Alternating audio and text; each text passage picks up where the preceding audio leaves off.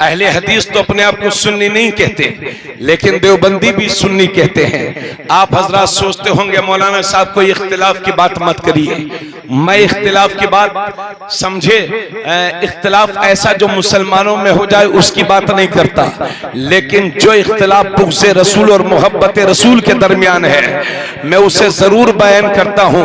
जो इख्तिलाफ ईमान और कुफ्र के दरमियान है उसे जरूर बयान करता हूं। आजकल हिंदुस्तान में बस एक सवाल कायम कर दिया गया है और बस लोगों को यह बताने की कोशिश की जा रही है कि साहब अब जो सुन्नी मुसलमान हैं या देवबंदी जो हैं जिन्हें हम वहाबी कहते हैं उनमें उनकी सारी जमातें शामिल हैं। ये इस वजह से हो गए कि आला हजरत अजीमुल बरकत अशाह इमाम अहमद रजा खान और मौलवी अशरफ अली थानवी ये दोनों दारुल उलूम देवबंद में पढ़ते थे और दोनों में वहां लड़ाई हुई, और जब लड़ाई हुई तो आला हजरत बरेली शरीफ चले आए और वो थाना भवन में रह गए। लोग बस यही कहते हैं ये मौलवियों की आपसी लड़ाई है, इससे ज्यादा कुछ नहीं है। अब जरा जहनों को बिल्कुल करीब फरमाएं, अगर कोई साबित कर दे कि आला हजरत का देवबंद में पढ़ने के लिए गए थे, ये तो दूर की बात है, अगर कोई साबित कर दे कि आला हजरत अपनी पूरी जिंदगी में कभी देवबंद भी गए थे तो उस साबित करने वाले को 1 लाख रुपया इनाम दिया जाएगा। मेरे भाइयों 2 लाख रुपया इनाम हमारे। अरे 2 लाख रुपये कोई दे रहे तो आप तो हाथ नहीं उठा सकते, हाथ उठा के बोलो नारे तकबीर, नारे रिसालत, मसलके आला हजरत, फैजाने आला हजरत, उलमाने आला हजरत, खलीफे गुलजारे मिल्लत। क्या कहने, जिंदाबाद जिंदाबाद। दिल बढ़ा करके सुन लीजिएगा, अगर बातें अच्छी लगेंगी तो कबूल कीजिएगा, वरना आपको हक हासिल है कि आप मजमे ही से एतराज कर सकते हैं। अगर मेरी बातें अच्छी लगेंगी तो उनको कबूल करिएगा। अर्ज ये है, लोग कहते हैं कि आला हजरत और मौलवी अशरफ अली थानवी दोनों दारुल उलूम देवबंद में पढ़ते थे, दोनों में लड़ाई हुई, आला हजरत बरेली चले आए और उनके मौलवी साहब थाना भवन में रह गए। बस यहीं से हिंदुस्तान में 2 जमातें हो गई हैं। मेरे भाइयों ऐसा नहीं है, बल्कि सच्ची बात यह है कि आला हजरत शाह इमाम अहमद रजा खान 1272 हिजरी 10 शव्वालुल मुकर्रम यानी ईद उल फित्र का जो महीना होता है उसकी 10 तारीख को 1272 हिजरी 14 जून 1856 को शनीचर के दिन मोहल्ला जसोली में शहरे बरेली में आला हजरत दुनिया में तशरीफ लाते हैं। सुभान अल्लाह, 1272 में आला हजरत पैदा हुए। आला हजरत पैदा हुए और 4 साल की उम्र में उन्होंने नाज़रा कुरान करीम मुकम्मल कर लिया। 8 साल की उम्र में बरेली शरीफ के मिलाद के जश्न में बहुत बड़ी जबरदस्त तकरीर की। 8 साल की उम्र में उन्होंने हिदायतुन नूह किताब लिखी और उस हिदायतुन नूह की अरबी में उसकी हिदायतुन नूह की अरबी शरह लिखी। और 14 साल की उम्र में, यानी जब 14 साल के मुकम्मल नहीं हुए थे, 13 साल 10 महीने 5 दिन के थे आला हजरत, तो पहली बार दुनिया के सामने फतवा दे रहा है। सुभान अल्लाह, 13 साल की उम्र में आला हजरत का पहला फतवा दुनिया के सामने सादिर हो रहा है। तो 1272 हिजरी में आला हजरत पैदा हुए और 1280 हिजरी में इनका मौलवी पैदा होता है, यानी 8 साल के बाद। और जब हमारा आला हजरत, हमारे आला, और जब इनका मौलवी 5, 6, 7, 8 साल का था तो 14 साल की उम्र में बरेली शरीफ से मेरा इमाम पहला फतवा दे रहा था। नारे नारे तकबीर, नारे रिसालत, नारे रिसालत, लब्बैक या रसूल अल्लाह, लब्बैक लब्बैक लब्बैक या रसूल अल्लाह, लब्बैक लब्बैक लब्बैक लब्बैक लब्बैक लब्बैक लब्बैक या रसूल अल्लाह। औलादे गौसे आजम, औलादे गौसे आजम हुजूर सैयद हुसैन मियां साहब किबला, हुजूर सैयद हुसैन मियां साहब किबला, नारे तकबीर, नारे रिसालत, नारे रिसालत, हुजूर सैयद हुसैन मियां साहब किबला, हुजूर सैयद हुसैन मियां साहब किबला, नारे तकबीर, नारे रिसालत, औलादे गौसे आजम, औलादे गौसे आजम, औलादे गौसे मसलके आला हजरत, मसलके आला हजरत, बरेली शरीफ का शेर, बरेली शरीफ का शेर, बस्ती बस्ती करिया करिया, बस्ती बस्ती करिया करिया, इश्क मोहब्बत इश्क मोहब्बत। अरे बोलो लला, अरे आप बोलोगे नहीं, हम बुलवाते रहेंगे, हम नारा पे नारा लगाएंगे। बोलो बोलो, इश्क मोहब्बत इश्क मोहब्बत। खड़े होके बोलो सब लोग, इश्क मोहब्बत इश्क मोहब्बत। हुजूर सरकार गुलजारे मिल्लत, हुजूर सैयद हुसैन मियां साहब किबला, बस्ती बस्ती करिया करिया। बस आप हजरात बैठ जाएं। तशरीफ रखें आप, तशरीफ रखें। दोस्तों बैठ जाओ बिल्कुल, चूंकि वक्त हमारे पास बहुत कम है। बैठिए मौलाना असगर साहब, तशरीफ रखें। ए बच्चों सब बैठ जाओ, भाइयों सब आ जाओ। अब देखिए आप लोग इधर उधर खड़े होंगे तो माहौल खराब होगा। बड़ी मेहनत की है, ये फैजान लूटने का वक्त है, सब लोग आ जाओ। ये जितने रोड पर खड़े हैं सब लोग बैठ जाएं। देखो अब मालूम नहीं कहां जा रहे हैं लोग।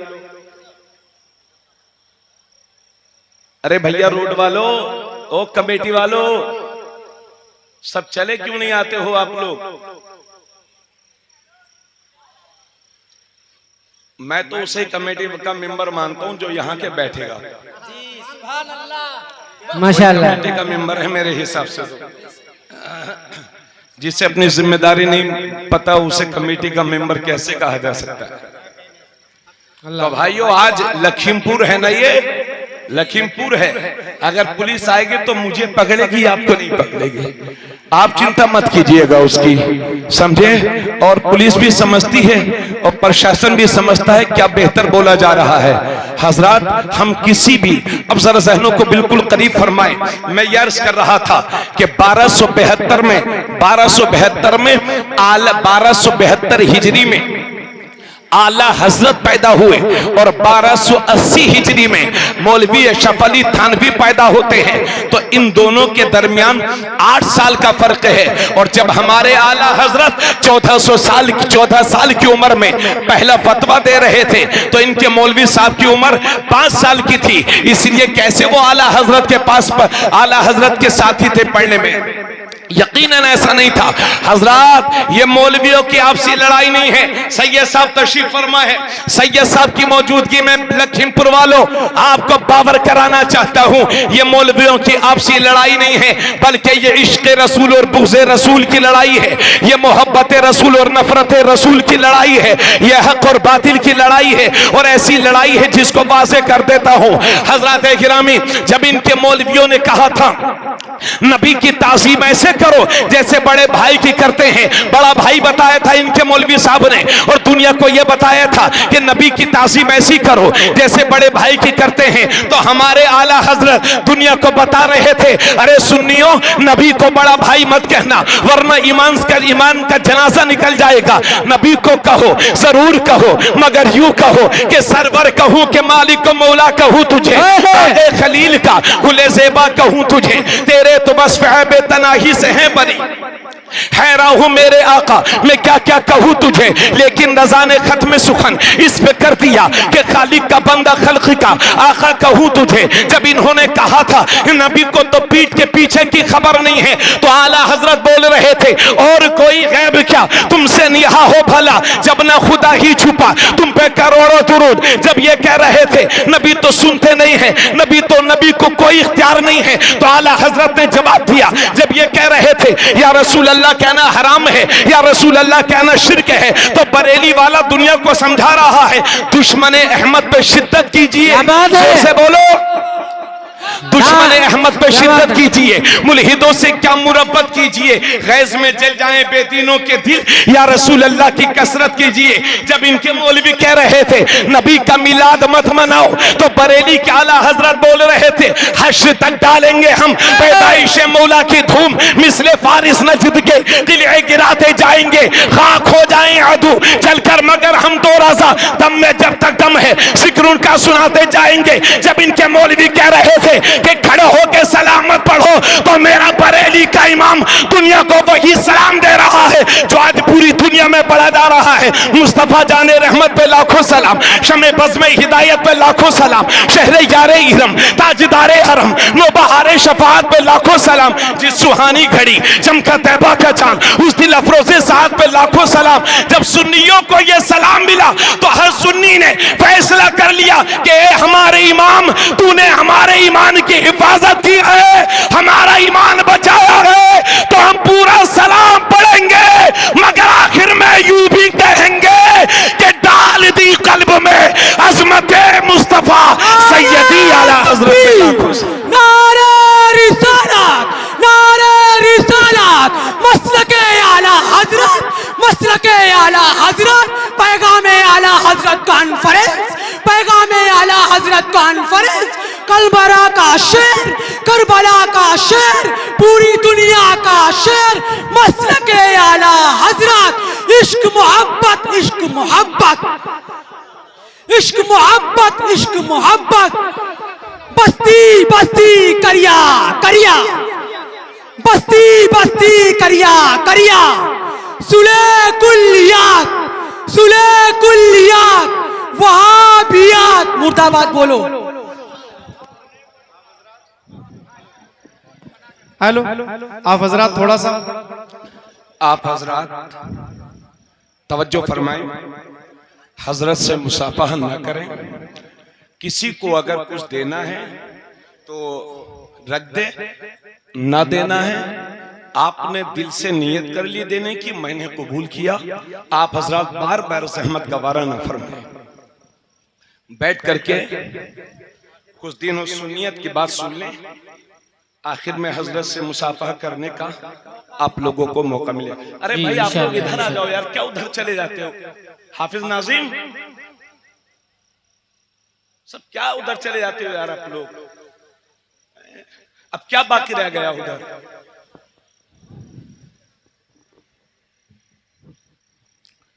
हजरात मैं ये अर्ज कर रहा था, जरा तवज्जो फरमाए। जी जी, इन्होंने कहा नबी को गैब की खबर नहीं है। माज़अल्लाह, आला हजरत बोले और कोई गैब क्या तुमसे निहा हो भला? क्या बात है, जब क्या ना बात, खुदा ही छुपा तुम पे करोड़ों तुम। सुभान अल्लाह, सुभान अल्लाह। आज भी इनकी मस्जिदों में जाओ तो सिर्फ अल्लाह अकबर, अल्लाह अकबर, अल्लाह अकबर। किसी भी मस्जिद मदरसे में इनके या रसूल अल्लाह लिखा नहीं मिलेगा। अगर मेरी बात पर यकीन न हो तो हिंदुस्तान के सारे मदरसों और वहाबियों के सारे मदरसे और मस्जिदों का सर्वे कर, अल्लाह अल्लाह, समझे? अपने बेटे का बर्थडे मनाएं तो जायज, और नबी का मिलाद मनाएं तो हराम। माज़अल्लाह, अस्तग़फिरुल्लाह। ये दोगली चापलूसी हिंदुस्तान के सुन्नी मुसलमान कतई बर्दाश्त नहीं करेंगे। इन्होंने कहा नबी पे खड़े होके सलाम मत पढ़ो, तो बरेली वाले ने वही सलाम दिया जो पूरी दुनिया में पढ़ा जा रहा है। अरे बोलो भाई, पढ़ा जा रहा है कि नहीं? मुस्तफा जाने रहमत पे लाखों सलाम, सुभान अल्लाह, शमे बज़्म हिदायत पे लाखों सलाम। ये किसका लिखा हुआ सलाम है? है आला हजरत का लिखा हुआ सलाम है। माशाअल्लाह, समझ गए? इन्होंने कहा नबी की ताजीम ऐसे करो जैसे बड़े भाई की करते हैं। आला हजरत बोले ईमान बर्बाद हो जाएगा, ऐसा मत बोलो, बल्कि यूं कहो कि सरवर कहूं कि मालिक मौला कहूं तुझे, बागे खलील का गुले ज़ेबा कहूं तुझे, तेरे तो वस्फ़ ऐबे तनाही से हैं बरी, हैरा हूं मेरे आका मैं क्या क्या कहूं तुझे, लेकिन रज़ा ने खत्म सुखन इस पे कर दिया, खालिक का बंदा खल्क का आका कहूं तुझे। हज़रात जरा सहनों को बिल्कुल करीब फरमाएं, बहुत हो गया है हिंदुस्तान में। अब तो लोग इस तरह की बातें करते हैं। ये सुन्नी वहाबी बंद हो जाना चाहिए, ये सुन्नी वहाबी बंद होना चाहिए। ठीक है, हम भी इसको बंद कर देंगे। इनसे कहो कि या रसूल अल्लाह कहने को हराम ना कहें, इनसे कहो कि 12 बिलवल शरीफ को हमारे साथ शरीक रहा करें। इनसे कहो अपने बाप के 40वां मत कर, मगर जब सुन्नी कहें तो उसे हराम तो मत बोल। क्या बात है, वाह वाह वाह वाह, क्या कहने। है ना, पैसा हमारा है, पैसा हमारा है। सुन्नी चला अजमेर शरीफ, कहाँ चला, कभी अजमेर शरीफ, कभी देवा शरीफ, कभी बगदाद शरीफ। तो ये कहते हैं भाइयों इतनी दूर क्या जाते हो पैसा बर्बाद करने के लिए, इतनी दूर क्यों जाते हो पैसा बर्बाद करने के लिए, क्यों जाते हो कि छोटा शरीफ, क्यों जाते हो बिलग्राम शरीफ, क्यों जाते हो बदायूं शरीफ, क्यों जाते हो बरेली शरीफ, क्यों जाते हो मुंबई में हाजी अली की दरगाह पर। इन दरगाहों पर जाना हराम है। अगर सुन्नी मुसलमानों का दरगाह जाना हराम है तो मौलवी महमूद मदनी का अजमेर शरीफ जाना जायज कैसे हो गया है, जायज कैसे हो गया। इन वहाबियों की दोगली पॉलिसी की वजह से मेरे मुफ्ती आजम ने पूरी वहाबियत का कॉलर पकड़ा और फरमाया संगे दरे जाना पर करता हूं जबी साई, सजदा न समझ नजदी, सर देता हूं नजराना। नारे तकबीर, नारे तकबीर, नारे रिसालत, नारे रिसालत, मसलक आला हजरत, मसलक आला हजरत मुफ्ती तबरेज आलम, नारे तकबीर। सुभान अल्लाह, सुभान अल्लाह। जरा जोर से बोलो सुभान अल्लाह। माशाअल्लाह। जरा जहन करीब फरमाएं। तवज्जो है आप लोगों की। अर्ज ये है कि जब भी दुनिया में कोई बड़ा काम होता है तो उसके लिए बड़ी कुर्बानियां देनी पड़ती हैं। सच है, सच है। हिंदुस्तान को आजाद कराने के लिए हजारों नहीं बल्कि लाखों सुन्नी मुसलमानों ने फांसी के फंदे को चूमा है। बेशक, बेशक, तब जाके हिंदुस्तान आजाद हुआ है। बेशक। तो जब भी कोई बड़ा काम होता है और इनकलाबी काम होता है तो कुर्बानियां तो देना पड़ती है ना। बेशक। जी हाँ, कुर्बानियां देना पड़ती हैं। तो यह भी सुन लो कि जब भी कोई फसल उगानी होती है तो वो फसल बंजर जमीन पर नहीं उगती। अल्लाह अल्लाह। जमीन को पहले से तैयार किया जाता है। हक हक। और जब जमीन तैयार हो जाती है तो उसमें बीज डाला जाता है। क्या उसके बाद फसल होती है। और जरूरी नहीं है कि फसल होने के बाद आप तक पहुंच जाए। पिछले अक्टूबर में क्या हुआ, पिछले साल सन 2021 के अक्टूबर में क्या हुआ, फसल धान की बिल्कुल तैयार थी लेकिन ऐसा सैलाब आया कि बह गई। आप लोग देखते रह गए।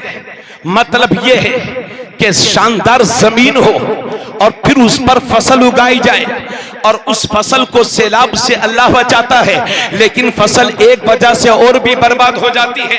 अगर फसल को कीड़ों मकोड़ों से बचाया जाएगा तो फिर फसल महफूज रहेगी, दाने आप तक पहुंच जाएंगे, फल आप तक पहुंच जाएंगे, ग़िज़ाएं आप तक पहुंच जाएंगी। तो लखीमपुर वालों मुझे कहने दो कि हिंदुस्तान में जब इस्लाम के लिए जमीन तैयारी करने की बारी आई तो मेरे बहराइच के गाजी सरकार ने अपनी जान का नजराना दे करके इस मुल्क में इस्लाम के लिए जमीन तैयार की है। और जब हिंदुस्तान में इस्लाम के लिए जमीन तैयार हो गई तो उस तैयार शुदा फसल, उस तैयार शुदा जमीन पर अल्लाह ने फसल उगाने के लिए अजमेर में ख्वाजा गरीब नवाज को भेज दिया है, ख्वाजा मोइनुद्दीन को भेज दिया है। और जब फसल पक करके तैयार हो गई और जब उसमें कीड़े मकोड़े लगने लगे तो अल्लाह ने उन कीड़ों मकोड़ों को मारने के लिए बरेली में इमाम अहमद रजा खान को पैदा कर दिया। नारे तकबीर, सारे लोग नारे तकबीर, नारे रिसालत, मसलके आला हजरत फैजाने इमाम हुसैन, खानदाने इमाम हुसैन, सैयद सरकार हुसैन मिल्लत, खलीफे गुलजार मिल्लत, हजरत अल्लामा मुफ्ती तबरेज आलम साहब किबला, खतीबे हिंदुस्तान। क्या कहने, वाह वाह वाह, सुभान अल्लाह, सुभान अल्लाह। इसलिए सुन्नी न इस्लाम के लिए जमीन तैयार करने वाले सैयदुश शुहदा फिल हिंद। वाह वाह वाह। अरे गाजी के पड़ोसी हो तो झूम के बोलो सुभान अल्लाह, सुभान अल्लाह। इस्लाम के लिए जमीन तैयार करने वाले सैयदुना सालार मसूद गाजी को भी नहीं भूलेंगे।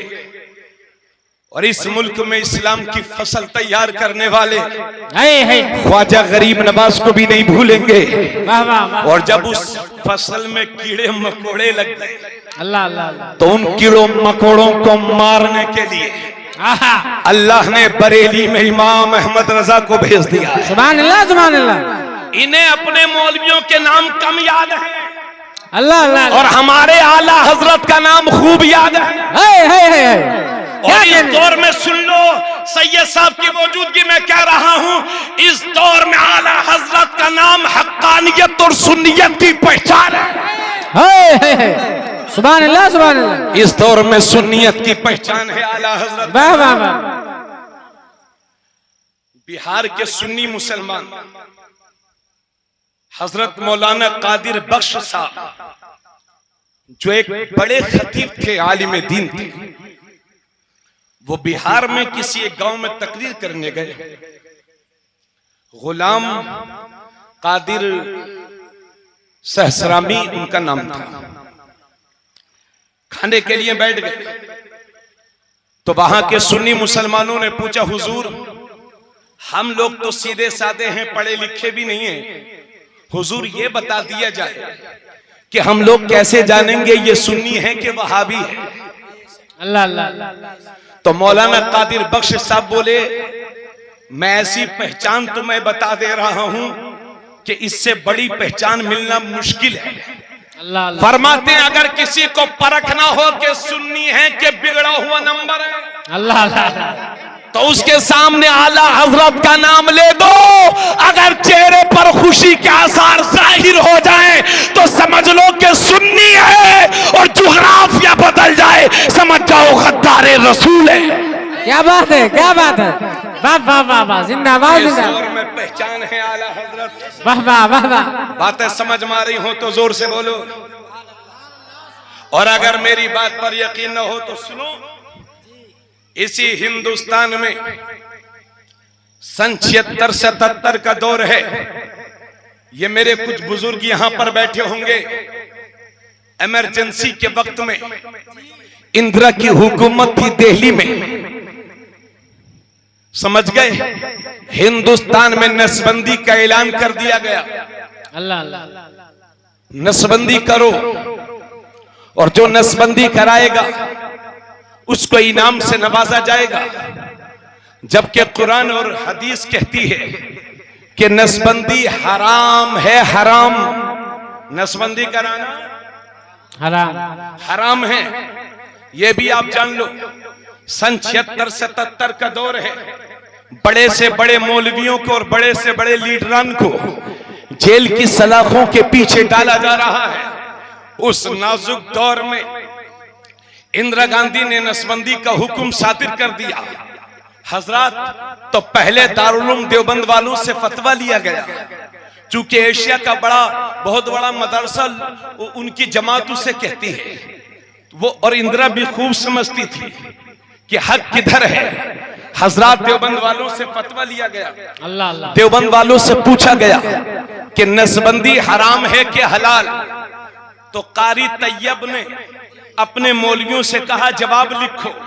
तो वहाबी मौलवियों ने लिखा कि नसबंदी हराम है, यानी जो कुरान कहता है वही उन्होंने कहा। लेकिन जब ये खबर दिल्ली तक पहुंची, इंदिरा का डंडा हुआ गरम तो मुफ्ती उधर हुआ नरम। रात ही रात में फतवा बदल गया।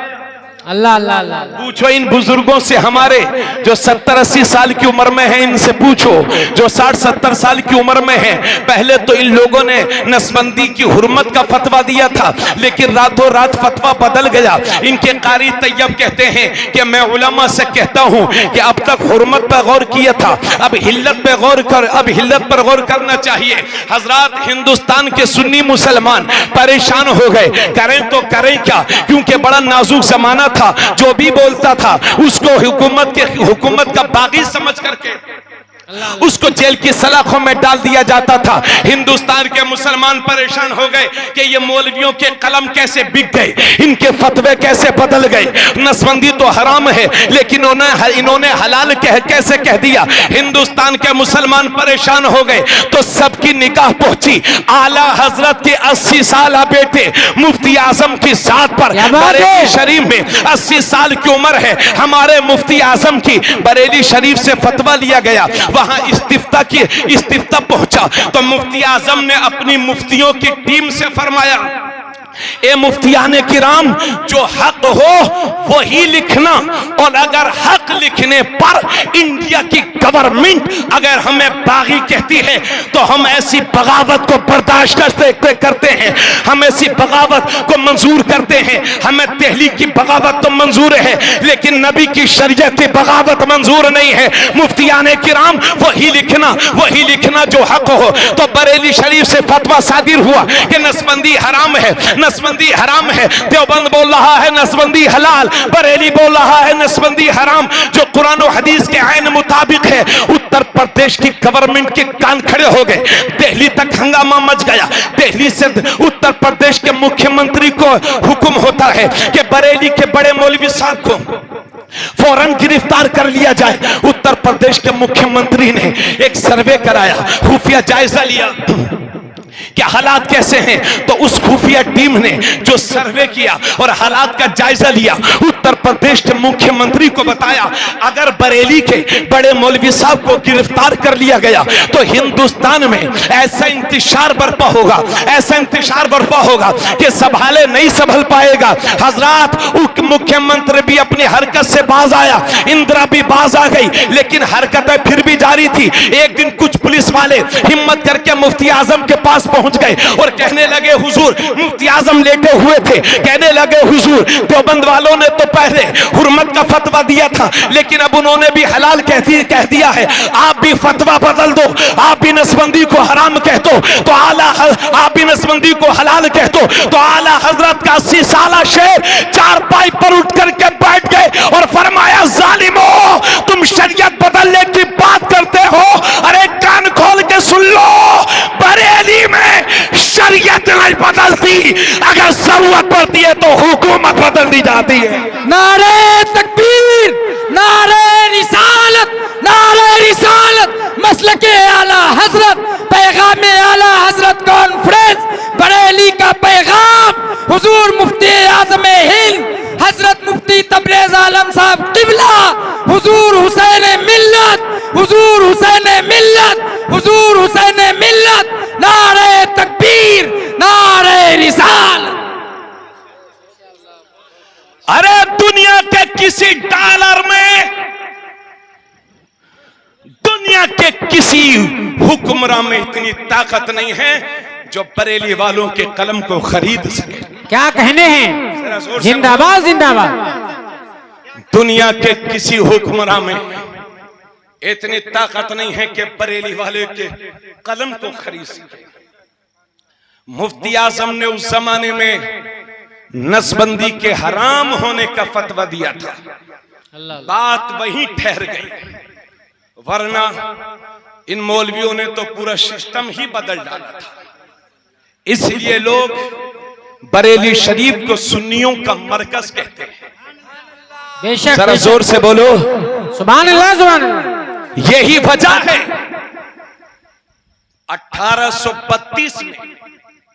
1832 ईसवी में आला हजरत के दादा अल्लामा रजा अली खान ने बरेली शरीफ में पहली बार दारुल इफ्ता कायम किया था।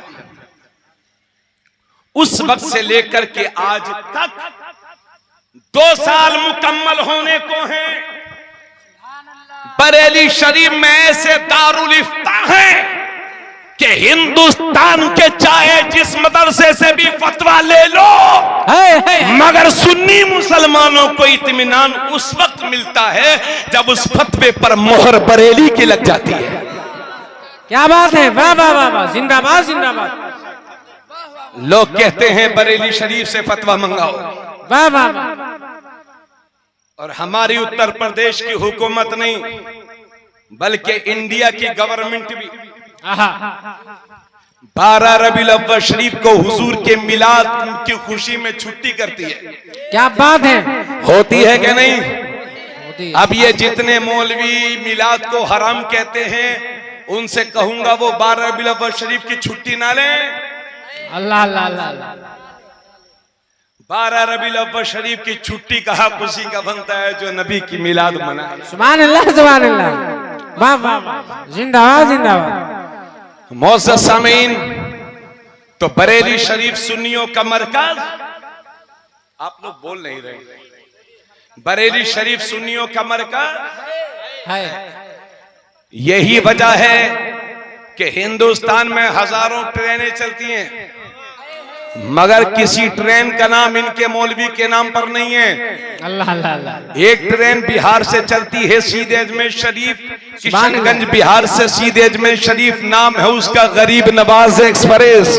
वाह वाह वाह वाह। और जहां इनका मरकज है वहां तो हुकूमत ने और कमाल कर दिया, उस वक्त की हुकूमत ने, और पूरे स्टेशन का नाम ही हजरत निजामुद्दीन औलिया रख दिया। सुभान अल्लाह सुभान अल्लाह। और बरेली शरीफ से एक ट्रेन सुबह 6 बजे चलती है और शाम को अजमेर शरीफ पहुंचती है। नाम है उस ट्रेन का आला हजरत एक्सप्रेस।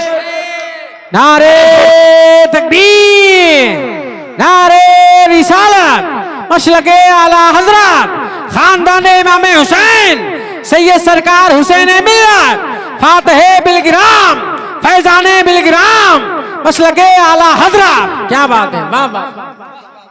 नाम है उसका आला हजरत एक्सप्रेस। आई है बरेली शरीफ से चली और सीधे अजमेर शरीफ।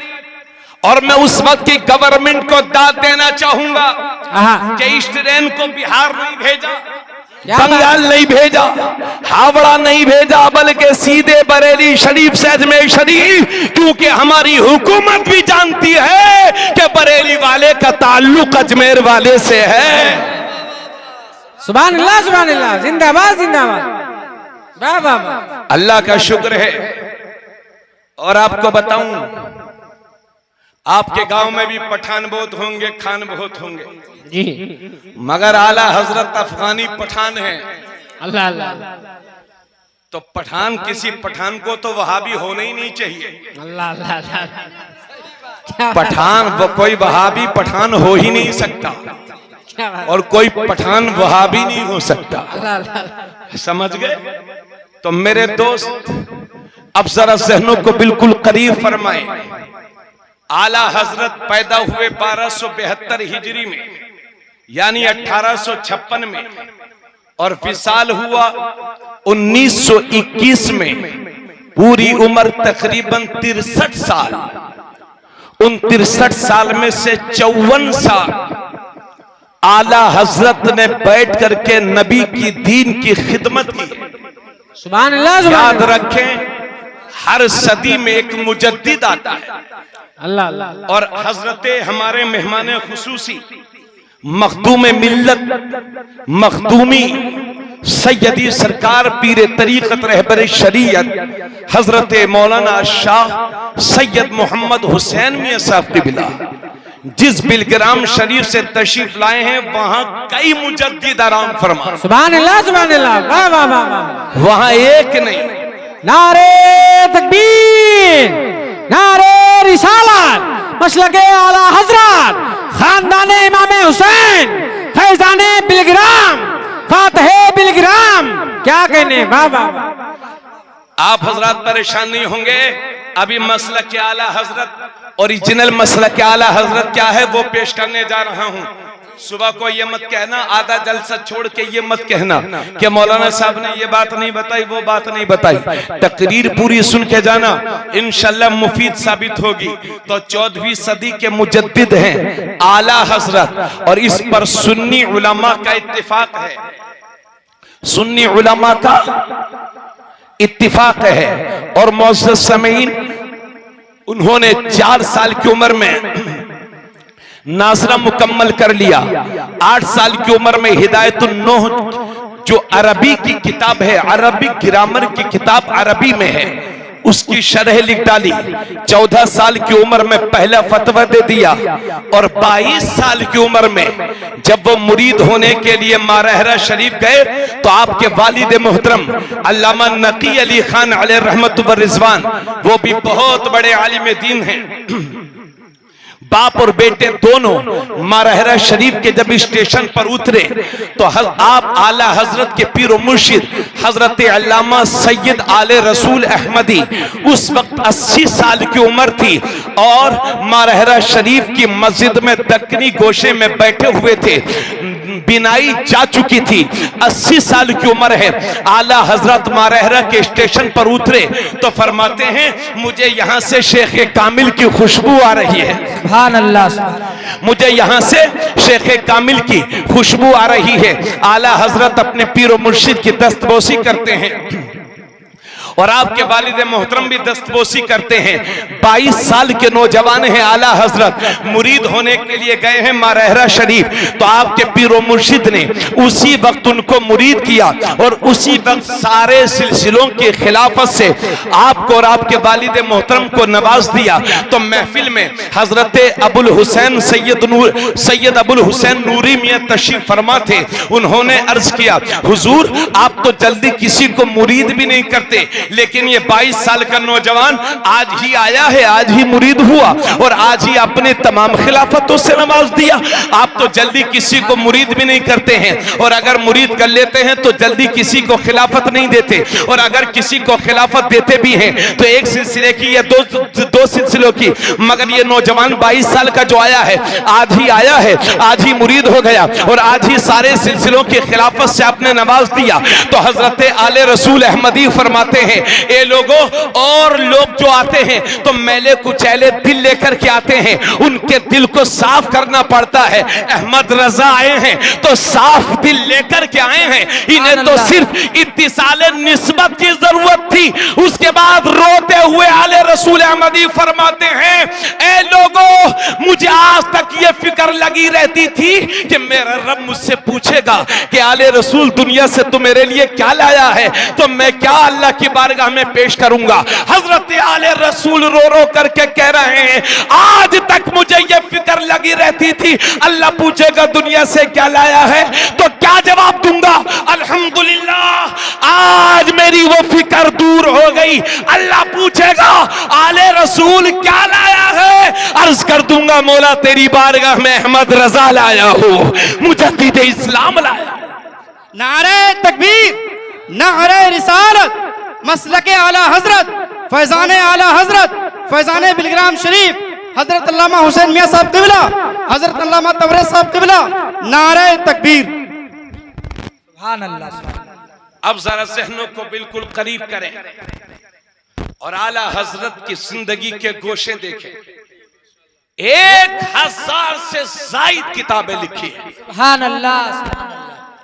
56 उलूम व फनून पर, सुभान अल्लाह। 56 सब्जेक्ट पर जिसने कलम उठाया हो। और एक बात और आपकी मालूमात के लिए बता दूं कि आला हजरत ने जो 1000 से जायद किताबें लिखी हैं उनमें अभी तक तकरीबन सिर्फ 400 छपी है। कितनी? आज जो पूरी दुनिया में आला हजरत को याद किया जा रहा है, ये बच्चे शोर शराबा बिल्कुल ना करें, चूंकि बहुत मुतबरक और मुकद्दस वक्त है। सब लोग माशाल्लाह बड़ी बेदारी से सुने, सब लोग बैठ जाएं। 400 किताबें छपी हैं। कितनी? 400। उन 400 किताबों का ये जलवा है कि गांव गांव में मसलक आला हजरत जिंदाबाद। सुभान अल्लाह। गांव गांव में मसलक 1000 से जायद किताबें लिखी। आला हजरत की जिंदगी को जब टोटल किया गया उनकी किताबों के एतबार से तो एक दिन में 63 या 4 पेज यानी 64 सफहा आला हजरत रोजाना लिखा करते थे। सुभान अल्लाह। कितने? 64 सफे रोजाना लिखते थे। समझ गए? लेकिन लोगों को समझ में नहीं आ रहा है। ये पूछ रहे हैं फोन करके कि आला हजरत वली थे कि नहीं, आला हजरत वली थे कि नहीं। ये पीला नीला जुब्बा पहन लिया, एक छड़ी ले ली, हाथ में 10 अंगूठी पहन ली कि ये बैंगन शाह हैं, ये पकौड़ी शाह हैं, ये लंगड़े शाह हैं, ये लूले शाह। तरीकत का भी मजाक उड़ा रखा है इन मक्कार पीरों ने, पैरों ने, मक्कार पैरों ने। उनको हमारी कौम कहती है साहब ये वली है, 2-2 हाथ लंबे बाल कर लिए, साहब ये वली हैं। हैरत है आपकी सोच पर, जिसको पूरी नमाज याद ना हो वो वली हो, और जिस आला हजरत ने पूरे कुरान का तर्जमा कर दिया हो वो वली ना हो। क्या कहने हैं? जिंदाबाद जिंदाबाद, नारे तकबीर, बोलिए नारे रिसालत, मसलके आला हजरत, खानदाने इमाम हुसैन, सैयद सरकार हुसैन मिल्लत, फैजाने आला हजरत, शाने आला हजरत। क्या बात है, वाह वाह, जिंदाबाद। बस इंशाल्लाह जल्दी मैं तकरीर खत्म करने वाला हूं, मगर थोड़ी देर और सुनेंगे। हजरत तशरीफ फरमाए, चूंकि वक्त बहुत हो गया। अब बैठक उठक बैठक बिल्कुल मत मचाओ, तवज्जो है ना सब लोगों की। तो जिसको पूरी नमाज याद ना हो वो वली, और जो पूरा कुरान शरीफ का तर्जमा उर्दू में कर दे वो वली नहीं है। इमाम शाफी फरमाते हैं मत्तखज़ल्लाहु वलियन जाहिलन कत्तु, अल्लाह ने कभी किसी जाहिल को वली बनाया ही नहीं है। वाह वाह वाह वाह वाह वाह। जाहिल वली नहीं होता है, और जो वली होता है वो जाहिल नहीं होता। क्या कहने हैं, वाह वाह। जाहिल वली नहीं होता है, और जो वली होता है वो जाहिल नहीं होता। अरे बरेली की गलियों में हमने विलायत देखी है आला हजरत के घर में। आला हजरत भी वली हैं, मुफ्ती आजम भी वली हैं, और ताजुश शरिया, सुभान अल्लाह, बस्ती बस्ती करिया करिया, ताजुश शरिया ताजुश शरिया। और सुनो मुसलमानों, ये बरेली का किरदार देखो और बरेली की हक्कानियत देखो, और बिल्कुल सच्ची बात बता रहा हूं। पूछ लो बरेली वालों से जाकर के, 1998 का वक्त है। 1998 में उस वक्त जो प्रधानमंत्री थे, उस वक्त का प्रधानमंत्री 1998 में दिल्ली से चल करके बरेली शरीफ आता है। असल में जब बाबरी मस्जिद शहीद हुई थी तो मुसलमान नाराज थे, हुकूमत वक्त से शदीद नाराज थे। तो उस नाराजगी को जब बाबरी मस्जिद शहीद हुई थी तो ये मुसलमानों को ऐसा जख्म दिया गया था, ऐसा जख्म दिया गया था जो हमारी नस्लों पर भी नहीं भर पाएगा। ये जख्म हमारी नस्लों तक मुंतकिल होगा। मुसलमान शदीद नाराज हो गए और आज तक नाराज हैं, आज तक नाराज हैं, आज तक नाराज हैं। हजरत गिरामी, उस वक्त का प्रधानमंत्री मुसलमानों की तवज्जो चाहूंगा, मुसलमानों की नाराजगी को खत्म करने के लिए बरेली शरीफ आता है और पूरे दिन बरेली के सर्किट हाउस में रहता है। और उस वक्त का प्रधानमंत्री कहता है कि मौलाना अख्तर रजा यानी मुफ्ती अख्तर रजा यानी हमारे पीरो मुर्शिद से हमारी मुलाकात करवा दो, ताजुश शरिया अल्लामा अख्तर रजा से हमारी मुलाकात करवा दो। उस वक्त का वजीर आजम बरेली शरीफ की सर्किट हाउस में है और ख्वाहिश ये है कि मौलाना अख्तर रजा साहब से मेरी मुलाकात हो जाए, मगर ताजुश शरिया ने अपने घर के दरवाजे को वजीर आजम के लिए बंद कर दिया, प्रधानमंत्री के लिए बंद कर दिया। पूरा प्रशासन और बड़े बड़े अधिकारी जोर लगाए हुए हैं चंद लम्हों के लिए ही ताजुश शरिया वजीर आजम से, देश के प्रधानमंत्री से मुलाकात कर ले, लेकिन ताजुश शरिया राजी नहीं हुए देश के प्रधानमंत्री से मुलाकात करने के लिए। अब सुन लो, जब ज्यादा दबाव ताजुश शरिया पर पड़ा कि मुलाकात कर लो प्रधानमंत्री से, तो ताजुश शरिया जलाल में फरमाते हैं अख्तर रजा इस प्रधानमंत्री से मुलाकात नहीं करेगा क्योंकि इसके हाथ बाबरी मस्जिद की शहादत में मुलविस हैं। नारे तकबीर, नारे रिसालत, बस्ती बस्ती करिया करिया, बस्ती बस्ती करिया करिया, बस्ती बस्ती करिया करिया। बस्ती बस्ती करिया करिया हुजूर ताजु शरिया, हुजूर ताजु शरिया, हिम्मते ताजु शरिया, हिम्मते ताजु शरिया, हिम्मते ताजु शरिया, बरेली शरीफ का शेर हुजूर हुसैन मिल्लत, हुजूर हुसैन मिल्लत, हुजूर हुसैन मिल्लत, सरकार हुजूर गुलजारे मिल्लत, लखनऊ शरीफ के काजी, लखनऊ शरीफ के काजी हुजूर असद मियां, बरेली शरीफ का पैगाम मसलके आला हजरत, मसलके आला हजरत, मसलके आला हजरत, पैगामे आला हजरत कॉन्फ्रेंस। ये सुंदरबल के शेर और इस पूरे इलाके के शेर। सुभान अल्लाह। शाबान साहब, जब मुझे कहीं बुलाया करो तो इनकी भी दावत मेरी तरफ से मैं इनको दावत देता हूँ, मगर इनसे गुजारिश के दौरान नारा थोड़ा सा इसको आधा कर दो, है ना। ये इनकी मोहब्बत है, ये ईमानी जज्बा है मेरे दोस्त। आप तो इतनी बड़ी बात सुन के सुभान अल्लाह भी नहीं बोले। क्या फरमाया था ताजुश शरिया ने कि मैं प्रधानमंत्री से नहीं मिलूंगा क्योंकि इनके हाथ बाबरी मस्जिद की शहादत में मुलव्विस है। समझ गए? और आजकल के मौलवियों का यह हाल है, अगर झूठा खत दिल्ली से आ जाए कि दिल्ली तो छोड़िए कि मुख्यमंत्री ने बुलाया है, तो मार इतना प्रचार करेंगे, फूले नहीं समाएंगे, पहुंच जाएंगे, है ना, वो फोटो खिंचवाएंगे। उसके बाद ये है हिंदुस्तान के काजी माजल्ला।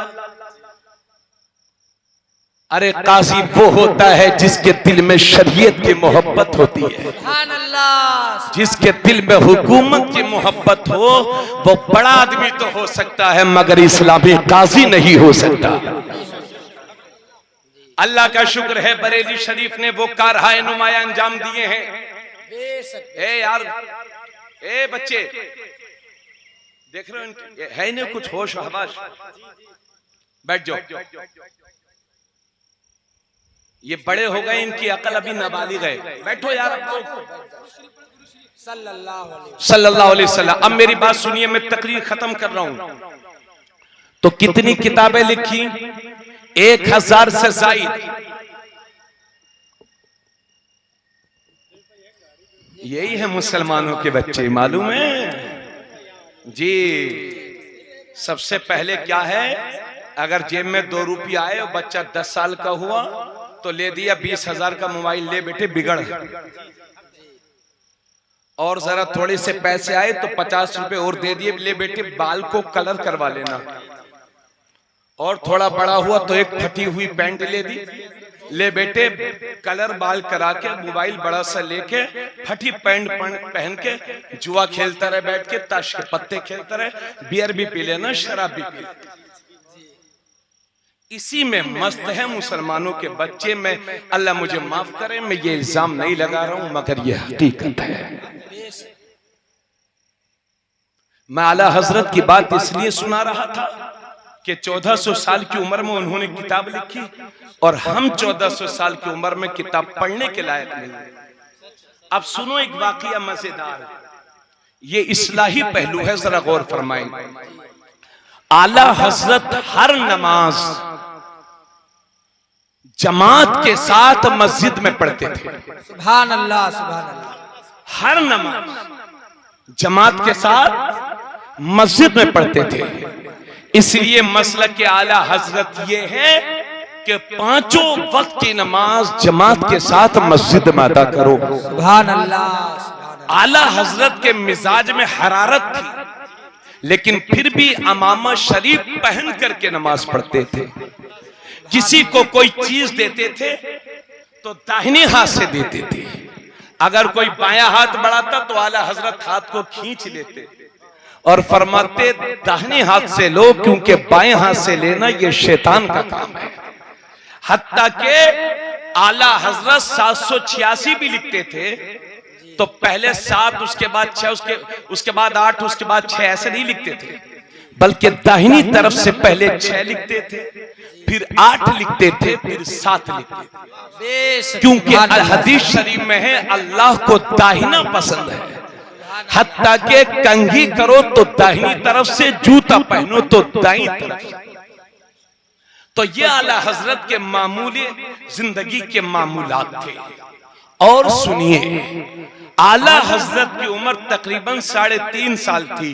कितनी? इसको गौर से सुनो, सब तवज्जो से।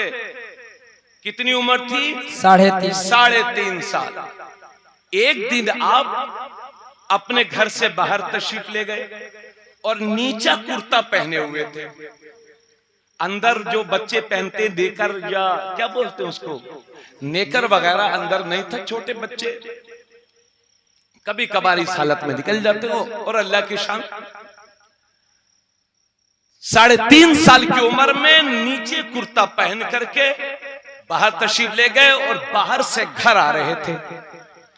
इतनी देर में क्या देखते हैं कि एक गाड़ी पर कुछ तवाइफ बैठ करके किसी बड़े रईस आदमी के घर प्रोग्राम में जा रही थी, नाच गाना करने। तवाइफ। आला हजरत ने जब तवाइफ को देखा तो अपना कुर्ता ऊपर को उठाया और अपनी आंखों पे लगा लिया। अब आप समझ सकते हो, कुर्ता जब नीचे का कुर्ता जब आंखों पे आ जाएगा तो जाहिर सी बात है निचला हिस्सा तो खुल जाएगा। और आला हजरत ने अपनी आंखों को छुपा लिया, यानी आंखें ढक ली, उनको नहीं देखा। छोटे से बच्चे की इस बात पर वो तवाइफ हंसने लगी और कहा, मियां शहजादे, है ना, तुमने आंखें तो छुपा ली लेकिन सतर खोल दिया। ये मुहज्जब जुमले हैं, बाकी उसने जो कहा होगा, है ना। मतलब यह है कि जो दिखाने का था, जो छुपाने का था उसे दिखा रहे हो, और जो दिखाने की थी उन्हें छुपा रहे हो, माज़अल्लाह। लेकिन 3.5 साल के बच्चे ही तो थे। आला हजरत ने कुर्ता उठाया, अपनी आंखों पर रखा। ये भी अल्लाह के हुक्म से सब हुआ। मसलिहत खुदामंदी यही थी। वो हंसने लगी तो आला हजरत से कहने लगी, जो छुपाना, जो तुमने सतर को खोल दिया है, आंखों को छुपा लिया। तो आला हजरत फरमाते हैं, हाँ हाँ, मैंने जानबूझ के किया और ये सही है, क्योंकि जब आंखें बहकती हैं तब दिल बहकता है, और जब दिल बहकता है तो सतर बहकता है। अब जरा गौर करो मुसलमानों, इस बात से शुरू कर रहा हूं, बता देना मुझे, आज से 7-8 महीने पहले जब हमारे मुल्क के सूबा कर्नाटक में हिजाब का मसला उठा था, इंडिया मीडिया ने वावेला मचा दिया। कर्नाटक के बड़े बड़े स्कूल के गेट पर नो एंट्री के बोर्ड लगा दिए गए, यानी हिजाब पहनने वाली, बुर्का पहनने वाली बेटियां हमारे स्कूल में दाखिल नहीं हो सकती। और इंडिया की मीडिया, जिसे हम गोदी मीडिया कहते हैं, उसने वावेला मचा दिया कि बताओ ये हिजाब जो है ये मुसलमानों का आपसी कल्चर है। कुरान में हिजाब कहीं नहीं आया है, कुरान में, हदीस में हिजाब कहीं नहीं आया है। ये इंडिया की मीडिया पूछ रही थी, आज तक पूछ रही है। तो मैं इस बहरी गुंगी मीडिया को बताना चाहता हूं कि लफ्ज़ हिजाब कुरान में 7 बार आया है। सुभान अल्लाह। कितनी बार? 7 बार आया। 7 बार। अब मुसलमानों जरा सीने पे हाथ धर के बताना कि जब हमारे खिलाफ साजिशें हो रही थी, हमारी बेटियों के लिए स्कूल के गेट बंद किए जा रहे थे, जब हिजाब के खिलाफ बकवास हो रही थी, तो मुसलमान कहते थे कि बताओ हमारे साथ नाइंसाफी हो रही है, हमारी बेटियों को हिजाब नहीं पहनने दे रहे हैं, हमारी बेटियों को बुर्का नहीं पहनने दे रहे हैं, और हाई कोर्ट भी हमारे खिलाफ जा रहा है। इस तरह का रोना हम रो रहे थे ना? बोलो, सही बात है ना?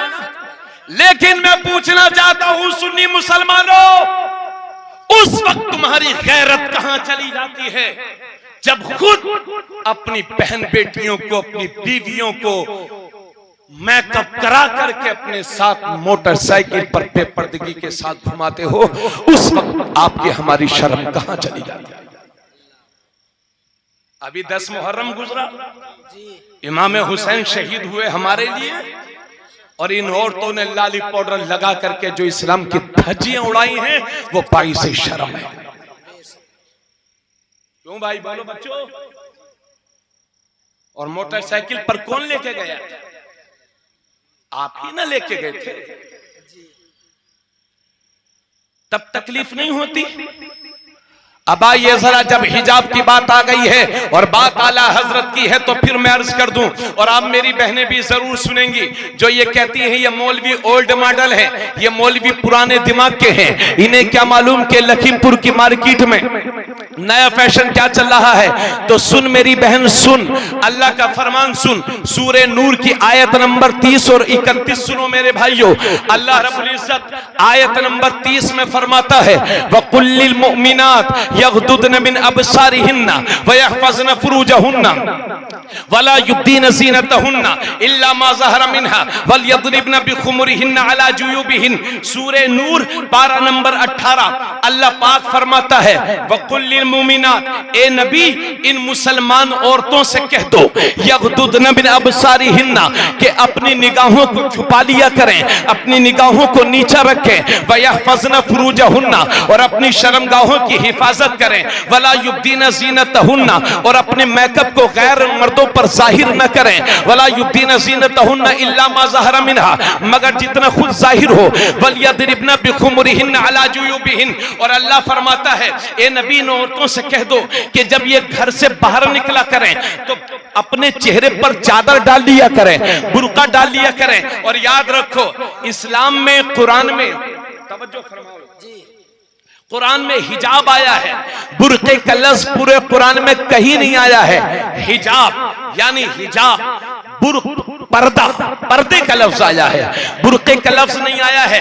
तो ऐसा बुर्का जिससे पर्दा ना होता हो, इस्लाम में वो भी हराम है। आजकल की औरतें ऐसा बुर्का पहनती हैं कि ना देखने वाला भी इन औरतों के बुर्के की चमक दमक को देखने लगे। ऐसा बुर्का पहनती हैं जिससे, ऐसा बुर्का पहनती हैं कि जिससे पूरा पर्दा भी नहीं होता। और सुनिए मेरे भाई, सुनिए, सिर्फ चादर ढक लेना ही काम कर, सिर्फ चादर ढक लेना ही मुकम्मल बात नहीं है, बल्कि अल्लाह ने फरमाया ऐसा ना हो कि बुर्का तो ओढ़ लिया है, चादर भी ढक ली है, मगर अजनबी मर्दों से नजरों से नजरें मिला रही हैं। इसलिए अल्लाह फरमाता है, ए नबी इन औरतों से कह दो कि अपनी निगाहों को नीची रखा करें, अपनी निगाहों को नीची रखा करें। ये मेरे अल्लाह ने फरमाया है। और हजरात, मर्द ये ना समझे कि हम जो चाहें करें, जहां चाहें देखें। सुन लो, अल्लाह ने आयत नंबर 31 में औरतों से फरमाया कि अपनी निगाहों को नीची रखें, और आयत नंबर 30 में अल्लाह ने इन मर्दों से फरमाया, वकुल्लिल मुमिनीन यग़ुद्दू मिन अबसारिहिम व यहफ़ज़ू फुरूजहुम। अल्लाह फरमाता है, ए नबी इन मुसलमान मर्दों से कह दो, इन मुसलमान मर्दों से कह दो, मिलके मेरे साथ तवज्जो से सुनो, ए नबी इन मुसलमान मर्दों से कह दो कि अपनी निगाहों को नीची रखा करें और अपनी शर्मगाहों की हिफाजत करें। अल्लाह फरमाता है, इन मुसलमान मर्दों से कह दो अपनी निगाहें नीची रखा करें। मगर इस मुसलमान को होश ही नहीं है, अगर जेब में 2-4 रुपया आ गया तो लोग मालूम है क्या कहते हैं कि साहब दिल का पर्दा होता है, आंखों का पर्दा थोड़ी होता। दिल साफ होना चाहिए, आंखों का पर्दा नहीं होता। लेकिन ये लोगों, ये लखीमपुर का सेठ कहता है कि दिल का पर्दा नहीं होता, आंखों का पर्दा नहीं होता, दिल का पर्दा होता है, दिल साफ होना चाहिए। लेकिन ये अल्लाह का कुरान कहता है, ए नबी इन मर्दों से कह दो अपनी निगाहों को नीची रखा करें। दिल का पर्दा बाद में होता है, आंखों का पर्दा पहले होता है, क्योंकि पहले नजर भटकती है तो खटक पैदा होती है, और जब खटक पैदा होती है तो सोच जन्म लेती है, और जब सोच जन्म लेती है तो शहवत का गलबा होता है, और जब शहवत का गलबा होता है तो इंसान का ये कदम जिना की तरफ बढ़ता है। याद रखो मेरे भाइयों, जिना से नस्ब खराब होते हैं, जिना से नस्लें खराब होती हैं, जिना हराम है। अल्लाह के नबी फरमाते हैं, हीन यज़नी ज़ानी ला यज़नी व हुवा मोमिन, ज़ानी जिस वक्त जिना करता है वो मोमिन नहीं रह जाता, ईमान उसके सर के ऊपर चला जाता है। ज़ानी जिस वक्त जिना करता है वो मोमिन की सिफात से महरूम होता है। ज़ानी के बारे में मौला अली फरमाते हैं, ज़ानी के रिस्क में कमी आ जाती है। और इस बात को कान खोल के सुन लो, हमारे उलमा ने इस बात को लिखा है कि अगर किसी ने किसी की बहन बेटी के साथ अगर जिना किया है तो तो ये कर्ज है, कर्ज। अगर किसी ने किसी की बहन बेटी के साथ जिना किया है तो उसकी बहन बेटी या बीवी से इस कर्ज को चुकाया जाएगा। होशियार समझते हो अपने आप को कि हम चाहे जो करें और हमारी बहन बेटियों पर कोई नजर न डाले। अगर अपनी बहन बेटियों की इज्जतें महफूज चाहते हो, अगर अपनी बहन बेटियों की इज्जतें महफूज चाहते हो तो किसी की बहन बेटी के साथ जिना मत करना। हमें जिना तो दूर की बात है, किसी अजनबी औरत की तरफ निगाह उठा करके मत देखना। इस्लाम में अजनबी औरत की तरफ निगाह उठा करके देखना हराम है। सुन लो, चाहे वो हिंदू की लड़की हो, चाहे मुसलमान की लड़की हो, चाहे सिख की लड़की हो, चाहे दुनिया के किसी भी बिरादरी, किसी भी कास्ट और किसी भी मुल्क की लड़की हो, अगर वो तुम्हारी बीवी नहीं है, बहन नहीं है, यानी वो औरतें के जिनसे पर्दा नहीं है, उनके अलावा अजनबी औरत है तो उससे निगाहों को छुपा लो, पर्दा कर लो। तुम होश में नहीं हो क्या? इसी उत्तर प्रदेश में जिसमें हम जी रहे हैं, उत्तर प्रदेश का जुग्राफियाई एतबार से सबसे बड़ा जिला है लखीमपुर। इसी लखीमपुर बैठने वाली मेरी सुन्नी कौम सुनो, इसी उत्तर प्रदेश में लव जिहाद कानून बना है, लव जिहाद का। और ये किसी और के लिए नहीं, ये मुसलमानों के लड़कों के लिए बनाया गया है। उसका ये मतलब है, अगर कोई मुसलमान लड़का किसी गैर मुस्लिम की लड़की से शादी कर ले या उसको लेकर के चला जाए तो उसको 5 साल तक जेल में रहना पड़ेगा। और अगर इसके उल्टा हो जाए, यानी कोई गैर मुस्लिम मुसलमान की लड़की को ले जाता है तो फिर उत्तर प्रदेश में उसके लिए कोई लव जिहाद कानून नहीं बनाया गया है। उत्तर प्रदेश में यही कानून है, मध्य प्रदेश में यह कानून बन चुका है, हिंदुस्तान के कई सूबों में इस कानून को बनाने की तैयारी चल रही है। यानी अगर कोई मुसलमान लड़का किसी दूसरे धर्म की लड़की से शादी करके अपने घर को ब्याह करके लेकर के आता है तो ऐसे मर्द को 5 साल तक जेल की सलाखों के पीछे डाला जाएगा। लव जिहाद के तहत हमारे बच्चों की जिंदगी बर्बाद होने के कगार पर है। कितने बच्चे इसी कानून के तहत जेल की सलाखों के पीछे हैं। अरे क्यों अपनी किस्मत पर हाथ मार रहे हो? तुमने अल्लाह के हुक्म से मुंह फेरा है। मेरे रब ने तो पहले ही फरमा दिया था ना कि अजनबी औरत की तरफ निगाह मत उठाना। अगर सही वक्त पर तुमने अल्लाह के कानून को मान लिया होता तो ये एक लव जिहाद कानून नहीं, अगर जैसे हजारों कानून भी बन जाते तो इसी जमीन के अंदर दफन हो जाते। सुभान अल्लाह, सुभान अल्लाह। नारे तकबीर, नारे रिसालत, मसलके आला हजरत फैजाने बिलग्राम शरीफ हजरत अल्लाह मुफ्ती तबरेज़ आलम साहब क़िबला, हजरत सैयद सिमर साहब क़िबला। नारे तकबीर, नारे रिसालत। अखबार तो पढ़ते होंगे ना? अरे थोड़ा सा बोलिए ताकि पता चले हमें। अखबार पढ़ते हैं ना? लव जिहाद का मतलब समझ रहे हैं ना? आप क्या समझोगे? जिस पर बीत रही है वो समझे। अल्लाह बचाए। लेकिन अगर अल्लाह के हुक्म पर अगर हम सही टाइम पर अमल कर लें तो इंशाअल्लाह ये लव जिहाद जैसे जितने कानून बनेंगे इसी जमीन के अंदर दफन होंगे। अरे पहले अपनी जिम्मेदारियों को समझो। मुसलमान का बच्चा वो नहीं है जो इधर उधर औरतों पर नजर डाले।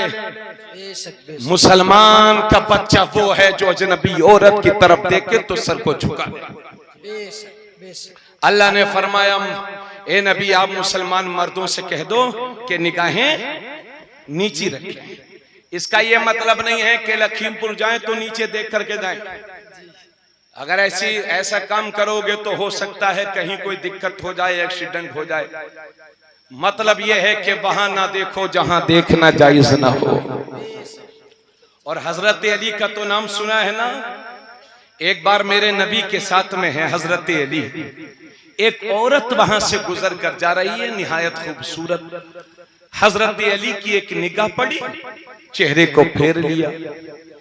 दोबारा फिर देखने लगे हजरत अली, तो नबी ने कांधे को मोड़ा और फरमाया, अली जो पहली बार देखा था वो माफ है, और जब दोबारा देख रहे हो ये गुनाह है, गुनाह। यानी किसी औरत पर अगर पहली बार नजर पड़ जाए तो वो नजर माफ है, लेकिन उसको तकते रहना ये गुनाह है। तो मेरे भाइयों, पहले दिल भटकता है। अच्छा, एक मजे की बात और बताऊं, तैयार हैं आप लोग? अब बिल्कुल मत जाइए, सिर्फ घड़ी के 10 से 15 मिनट और तकरीर का निचोड़। लोग कहते हैं कि साहब दिल अच्छा होना चाहिए, आंखों का पर्दा नहीं होता, यही तो बोलते हैं ना।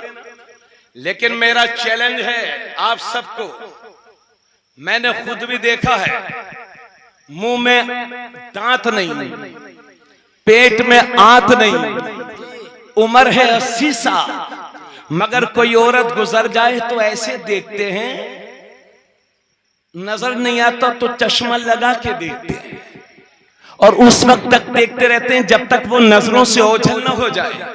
और उसके बाद कहते हैं साहब, उसके बाद कहते हैं दिल अच्छा होना चाहिए, नजर का पर्दा नहीं होता।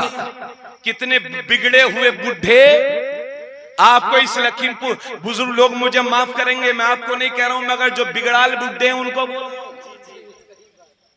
उम्र हो गई 80 के पार, मगर हौसला बिल्कुल 20 साल के जवान की तरह, छुआरा चबा ना पाए, मगर हरकतें शैतान जैसी। बोलो, अगर मैं झूठ बोल रहा हूं तो इसलिए चाहे जवान हो चाहे बूढ़ा अपनी निगाहें नीची रखे, मगर यह मत समझना कि इस्लाम बहुत सख्त है। इस्लाम ने इसी वजह से इजाजत दी है, अगर कोई अपने लड़के के लिए लड़की देखना चाहता है, रिश्ता करना चाहता है, तो शरीयत ने इजाजत दी है कि लड़की लड़का आपस में एक दूसरे को देखना चाहते हैं तो किसी तीसरे की मौजूदगी में एक बार देख लें। इसकी इस्लाम ने इजाजत दी है।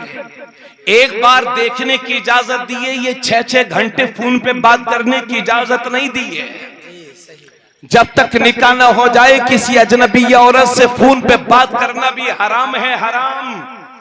अरे ये सब चीजें सिर्फ इस्लाम में मिलेंगी मियां, ये और कहीं नहीं है। ये सिर्फ इस्लाम है जो अपने मानने वालों को पाकी सिखा रहा है, पाकीज़गी सिखा रहा है। तो मेरे दोस्त, इसलिए इजाजत दी है कि लड़का लड़की आपस में एक दूसरे को देखना चाहते हैं तो किसी तीसरे जिम्मेदार की मौजूदगी में देख सकते हैं, लेकिन अजनबी औरत की तरफ निगाह उठा के देखना ये जायज नहीं है। अब आप सोचते होंगे, जरा जहन बिल्कुल करीब करें और इस बात को सुन लें, दिल की तख्ती पे लिख लें। पूरी तकरीर का निचोड़ है, बहुत कीमती बात है। लोग कहते हैं दिल साफ होना चाहिए, हाँ, लोग कहते हैं दिल अच्छा होना चाहिए। हमारी बहन का तो दिल अच्छा है, आंखों का पर्दा नहीं होता। तो मैं पूछना चाहता हूं कि हमारी इन बहन बेटियों के दिल क्या नबी की बीवियों से भी ज्यादा पाक और साफ हैं क्या? तिरमिजी शरीफ की हदीस है, अल्लाह के नबी के साथ में नबी की 2 बीवियां हैं, एक का नाम है हजरत उम्मे सलमा और दूसरी है हजरत मैमूना। मेरे नबी के साथ में दोनों तशरीफ फरमा हैं, मेरे नबी की खिदमत में हाजिर हैं। इतने में सामने से एक सहाबी चले आ रहे हैं जिनका नाम है हजरत अब्दुल्ला इब्ने मक्तूम। उनकी जाहिरी बसारत जा चुकी थी, यानी वो नाबीना थे, वो देख नहीं पाते थे। नबी अपनी दोनों बीवियों के साथ हैं और सामने से हजरत उम्मे सलमा, हजरत मामूना, हजरत उम्मे सलमा दोनों नबी के साथ में हैं और सामने से हजरत अब्दुल्ला इब्ने मक्तूम जो नाबीना है वो तशरीफ ला रहे हैं। मेरे नबी ने जब हजरत अब्दुल्ला इब्ने मक्तूम को देखा कि मेरी तरफ आ रहे हैं, नबी के घर की तरफ आ रहे हैं, तो नबी ने अपनी दोनों बीवियों से फरमाया, पर्दा कर लो, आड़ में हो जाओ, हिजाब कर लो, पर्दा कर लो। तो हजरत उम्मे सलमा अर्ज करती हैं, या रसूल अल्लाह, हम किससे पर्दा कर लें? ये अब्दुल्ला इब्ने मक्तूम ही तो हैं, ये नाबीना हैं, ये हमें देख थोड़ी रहे हैं। तो नबी फरमाते हैं, उम्मे सलमा, अगर अब्दुल्ला इब्ने मक्तूम तुम्हें नहीं देख रहे तो तुम तो इनको देख रही हो। बेशक बेशक। अरे जब कायनात का नबी अपनी बीवियों को एक नाबीना से पर्दा करने का हुक्म दे रहा है, तो क्या ये मेरी बहन बेटियां, आपकी बहन बेटियां 1400 साल के बाद पर्दे आंखों वाले से पर्दा नहीं करेंगी? क्या नबी की बीवियों से भी ज्यादा साफ दिल थे कि आपकी बेटियों के, हमारी बहनों के? इसलिए औरतें बगैर बुर्का, बगैर हिजाब के अपने घरों से निकलना छोड़ दें। मेरी बहन, इज्जत सिर्फ इस्लाम में है। 15 अगस्त को लाल किले की दीवार से कहा गया, लड़कियों को सम्मान दो, औरतों को सम्मान दो, मगर उसी 15 अगस्त के दिन में बिल्किस बानो की इस्मत के 14 लुटेरों में से 11 लुटेरों को आजाद कर दिया जाता है। ये भारत जो दुनिया की सबसे बड़ी जमहूरियत है, इसके हुस्न पर तमाचा है ये। इसलिए मैं इंडिया की गवर्नमेंट से कहता हूं, उन पापियों को फिर से जेल की सलाखों के पीछे डाला जाए। तो दुनिया सिर्फ दावा करती है, अगर इन बहन बेटियों की इज्जत अगर दुनिया में किसी ने की है तो वो मोहम्मदुर रसूलुल्लाह है। सुभान अल्लाह, सुभान अल्लाह, सुभान अल्लाह। बातें समझ में नहीं आ रही? बोलो भाई।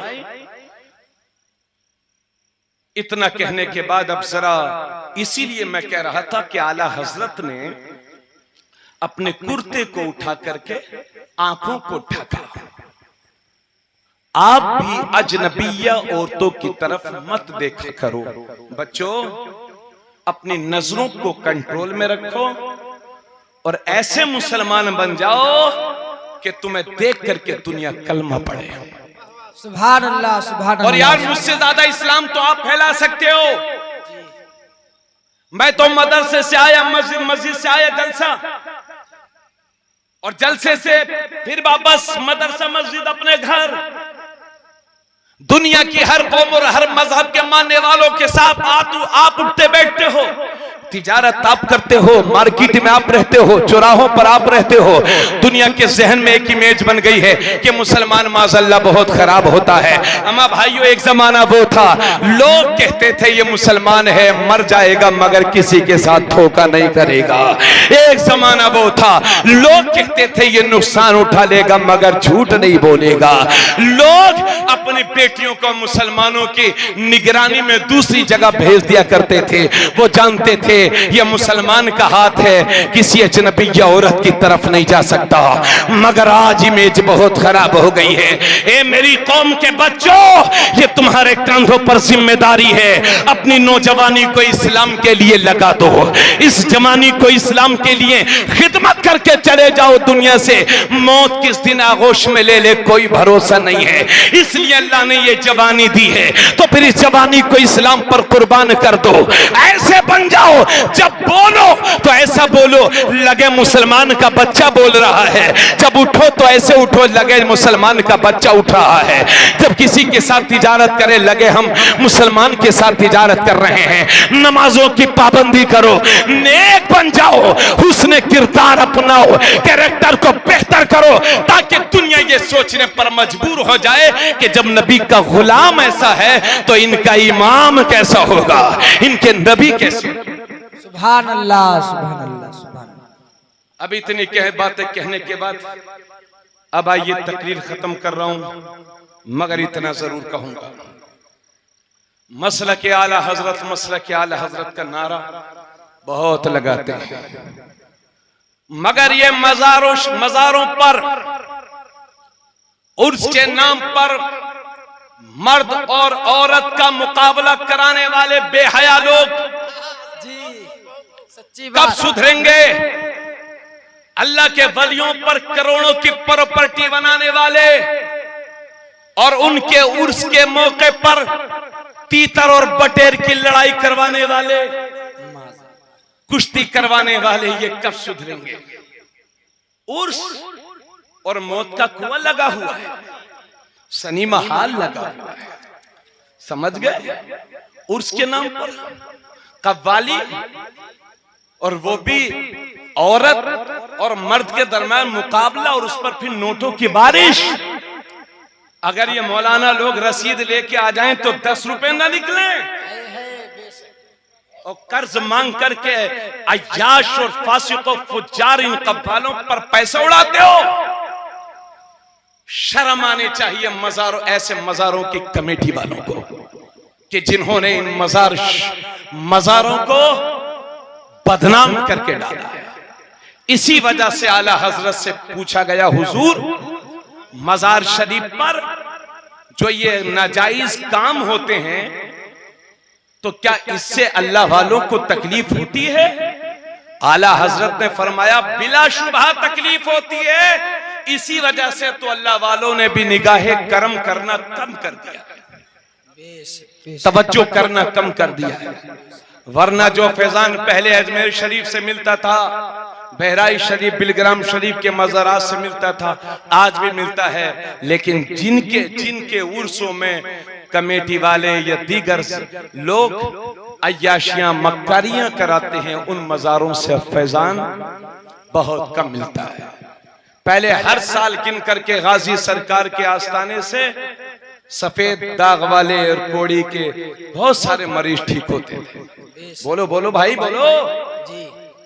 लेकिन अब क्या हो रहा है और क्या कहां कहां का नाम लूं मैं? मेरा मजार की कमेटी से झगड़ा नहीं है, मैं नाजायज कामों के खिलाफ हूं। अगर शरई उर्स कहीं देखना हो तो चलो अजमेर शरीफ।